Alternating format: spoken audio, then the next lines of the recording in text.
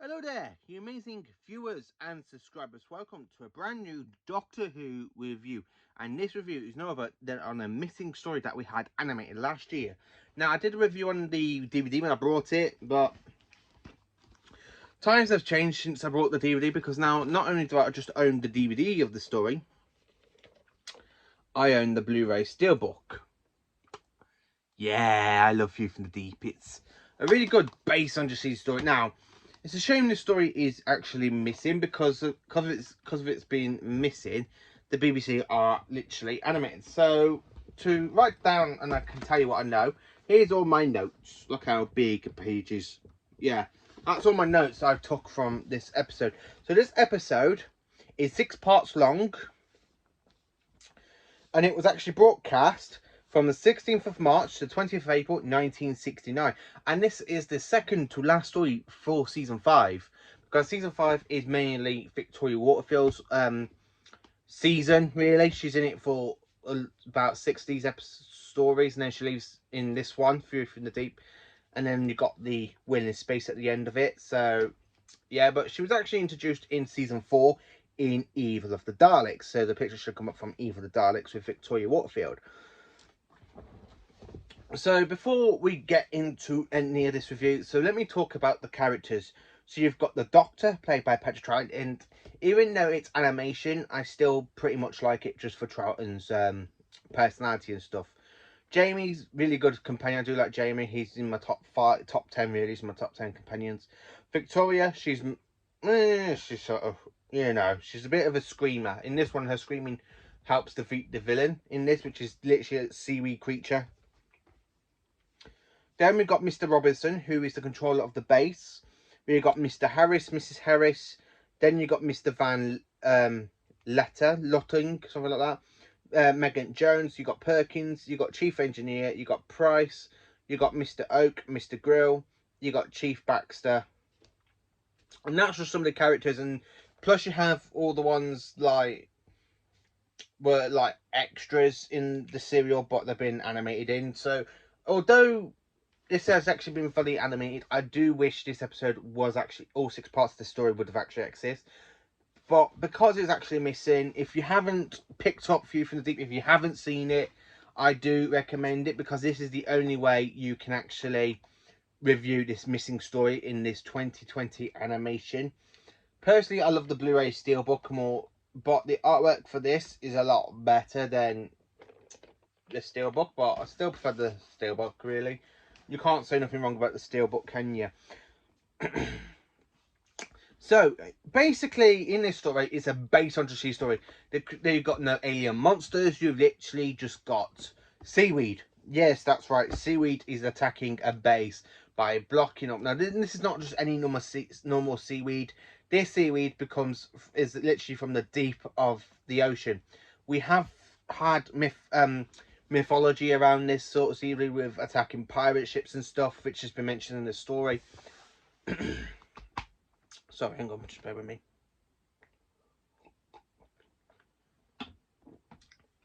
There we go. So what can I tell you about View from the Deep, apart from it being a good base on just story? So basically you have Mr. Quill and Mr. Oak. They are under control of the seaweed because the seaweed is telepathic. It can control humans. And the way she gets hold of Miss Harris and then Mr. Robinson, the way they literally transform them into like seaweed creatures at the end of part 5, when you got the Doctor and Jamie up and he goes, "So you're here at last, Doctor." I just absolutely do like the way they animated this story because it's very good actually, because it does tell the whole horror sort of escalation, how deadly a thing on our home planet can be. And I absolutely do like it. I know some people can't make it through the animation, but for me, if I was to say this to anyone, and if you haven't seen Fury from the Deep, I do recommend this one because not only is it just a missing way, it's a missing story. It's a way to watch the missing story, all 6 parts. And this is Victoria Waterfield's last story with the Doctor and Jamie. She literally leaves them to stay with Mr. Harris and Miss Harris. She just stays with them at the end of the episode, where the Doctor and Jamie go back to the TARDIS, and she literally stares on the beach, waving at them, and the TARDIS literally materializes as it's literally going off, and that's when the title sequence start really rolling in.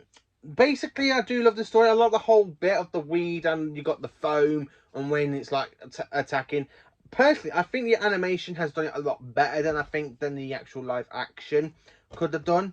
The live action, I don't think would have pulled off live attacking seaweed really well, as you see in the animation. The way you have it coming up from the end, like the bottom of the base, when you have it coming up and you got Mr. Fanlet in there, and the way he literally grabs him and pulls him down, that's just a good cliffhanger. And the way it literally tries to grab hold of everybody, and then the problem is just solved by Victoria screaming, which is a good way. So let me just tell you basically about the plot. So the seaweed is literally from the deep, myths around this creature. So, as I could say, now the whole bit about the sea rigs in this, it does make sense because it's attacking the sea rigs. It's making the sea rigs its actual main base. It just proves how intelligent plant life can be. So that's what it is. It's literally, and it can actually release toxins that can actually take out oxygen out of us and let us suffocate and everything. It's a really good defense mechanism, and it actually proves that a part of the seaweed can actually be alive in it. So, and this is actually a really good story. I do love it, and the way inside it you got like living organisms. The way you got living organisms, literally in the seaweed, and the way it's literally being shown in the animation and stuff. And then you have that wicked scene of the TARDIS, the Doctor in the TARDIS laboratory, where he literally moves his laboratory to the console room. That's pretty good, actually. I would like to see that in real live action.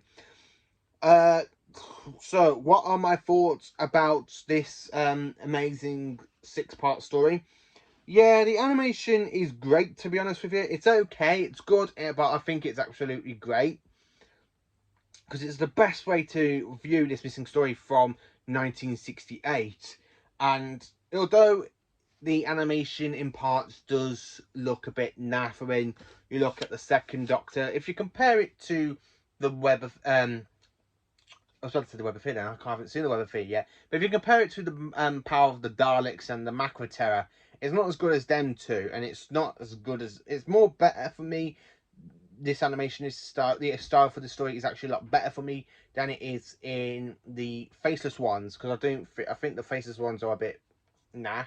So I do prefer it over the Faceless ones, but I do like the way they're going with it, you know. And to understand, it must have cost them a hell of a fortune just to animate this in colour and also in black and white. So, yeah, it's a great way to view it, to be honest with you. The whole plot is really, really good. I like a good base on sea story. Most of Troughton's Doctor Who stories are literally like a base on sea story. You got the moon base, you got the Power of the Daleks, which is feels a bit of a base on sea story when you got the Daleks coming out of the Dalek ship a bit. That's really good. That's another good one.